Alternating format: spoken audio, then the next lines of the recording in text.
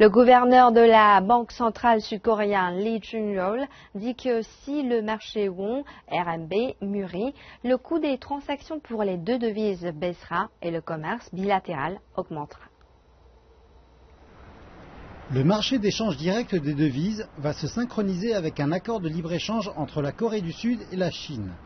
Celui-ci a été signé en novembre lorsque le président chinois Xi Jinping et son homologue coréenne Park Geun-hye se sont rencontrés lors du sommet des dirigeants de l'APEC qui s'est tenu le mois dernier à Beijing. Selon l'accord, la Chine va éliminer les droits de douane sur plus de 90% de tous les produits importés de Corée du Sud, tandis que celle-ci va baisser les droits de douane sur les exportations chinoises de 85% d'ici à 20 ans. Que représente pour la Corée du Sud le partenaire commercial qu'est la Chine? Jetons un œil à quelques chiffres du ministère chinois du Commerce.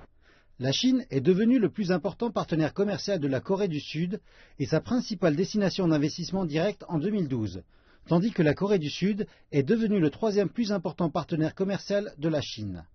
Le volume des échanges entre les deux pays a dépassé celui de la Corée du Sud avec les États-Unis, le Japon et l'Europe. À la fin de 2013, le volume des échanges entre les deux pays a représenté 270 milliards de dollars et 57 milliards de dollars d'investissement.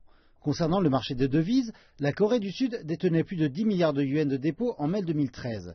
Le yuan chinois est devenu la deuxième plus importante devise étrangère du pays après le dollar.